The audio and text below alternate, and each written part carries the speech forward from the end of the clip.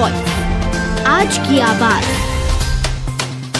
विधानसभा चुनाव को लेकर यहां पर संतों ने भाजपा के खिलाफ हुंकार भर दी है। दरअसल आपको बता दें कि मक्सी रोड स्थित अवधेश धाम में यहां पर महंत के नेतृत्व में संतों ने भाजपा के खिलाफ मोर्चा खोल दिया है। महामंडलेश्वर सुमन आनंद महाराज भी इस दौरान मौजूद रहे। दरअसल आपको बता दें कि विधानसभा में संतों के टिकट नहीं दिए जाने से संत नाराज हो गए हैं। उज्जैन उत्तर और दक्षिण विधानसभा सीट से निर्दलीय चुनाव लड़ने का उन्होंने आह्वान भी कर दिया है।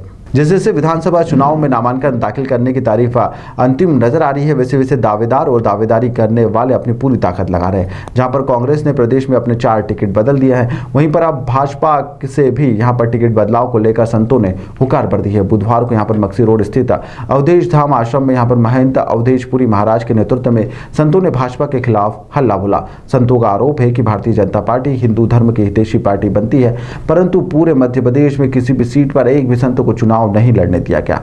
यहां पर संतों ने शिप्रा नदी में आ रहे गंदे पानी, गायों की मौत, सिंहस्थ भूमि सुरक्षित करना और महाकाल मंदिर में यहां पर दर्शन का जो शुल्क था उसको लेकर विरोध किया था। यहां पर संतों ने उज्जैन दक्षिण उत्तर के साथ ही निर्दलीय चुनाव लड़ने का ऐलान भी कर दिया है। संतों ने यह भी कहा कि ऐसे मुद्दे जो कि सनातन धर्म से जुड़े हुए हैं वह भाजपा सरकार 20 वर्षों में हल नहीं कर पाई है। यदि उन्हें तत्काल हल नहीं किया गया और आश्वासन नहीं दिया जाता है तो यहाँ पर संत जो है चुनाव लड़ेंगे। 28 तारीख को नामांकन के लिए हमने आपसे कहा है। उज्जैन दक्षिण से तो हम स्वयं ही लड़ेंगे, उत्तर के लिए हम विचार कर रहे हैं, जो भी हमारे संत आएंगे सामने वो लड़ेंगे। और आप कहिए क्या मुद्दे लेकर जनता के बीच में? मुद्दे सीधे सीधे हैं। सिंहस्थ क्षेत्र की रक्षा होनी चाहिए, क्षिप्रा पवित्र होनी चाहिए, भगवान महाकाल के मंदिर का में दर्शन का अधिकार सभी का हो, वहाँ दर्शन टैक्स नहीं हो, VIP कल्चर नहीं हो, संतों का अपमान नहीं हो।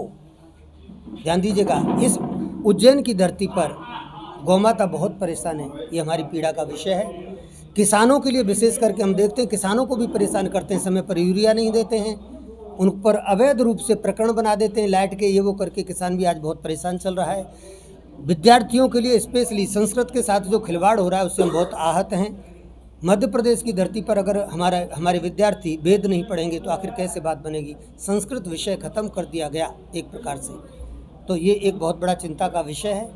फिर हम आपको कहना चाहते हैं कि जैसे शिक्षा के क्षेत्र में और चिकित्सा के क्षेत्र में बहुत गंभीरता से काम करने की आवश्यकता है। भगवान कृष्ण की शिक्षा स्थली है, तो हम चाहते हैं कि उज्जैन एक धार्मिक नगरी है, तो इसके जो धार्मिक पहलू हैं उन सब पर चिंतन करना चाहिए, जिससे कि कम से कम उज्जैन की जो जनता है उसको लाभ हो सके। क्योंकि आज जो लाभ हो रहा है वो धर्म से हो रहा है। उज्जैन को धार्मिक स्थल, कितना संत समाज आपके साथ है? क्योंकि यहाँ पर मौके पर तो कुछ ही संत दिखाई दे नहीं, तो सभी का समर्थन है? नहीं, मेरा एक विचार है, इस जो ये विचार जिसको अच्छा लगेगा वो मेरे साथ होगा, जो अच्छा नहीं लगेगा वो नहीं होगा। मुंडे मतिर भिन्ना, ये कोई मेरे लड़के की शादी तो है नहीं कि मैं सबको कोई कार्ड दे रहा हूँ, न मैंने कोई किसी को बुलाया है। मेरे अपने 2-4 जो बहुत नज़दीकी के वो मेरे पास बैठे हैं, ये प्रेस वार्ता है, कोई सम्मेलन तो है नहीं।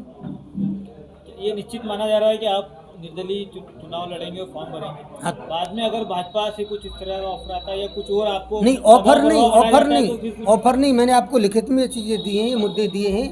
अगर मेरे पास कोई आगा तो मैं मुद्दों पर बात करूँगा, ये विषय है। प्रधानमंत्री जी को पत्र लिखा था, मोहन भागवत जी को पत्र लिखा था कि आप संतों को कम से कम प्रदेश में 10-5 संतों को तो उतारो, धार्मिक जगहों से उतारें, लेकिन उन्होंने इस विषय पर बिल्कुल विचार नहीं किया। मुझे दुख इस बात का हुआ कि मध्य प्रदेश की धरती पर राजवाड़ा से, छिंदवाड़ा की विधानसभा से एक ऐसी महिला को टिकट दी जाती है जिसने रामायण की प्रतियाँ जलाई और जिसके घर में रावण की पूजा होती है, लेकिन रामायण पर PhD करने वाले संत की उपेक्षा की जाती है। जो हिंदू मठ मंदिरों के लिए जीवन भर लड़ा, उस संत की उपेक्षा की जाती है। तो ये एक कष्ट होने का या अपमान होने का एक महत्वपूर्ण कारण भी है कि आखिर आप धार्मिक पार्टी हो तो धर्म के लिए जीने वाले लोगों पर विश्वास क्यों नहीं करते।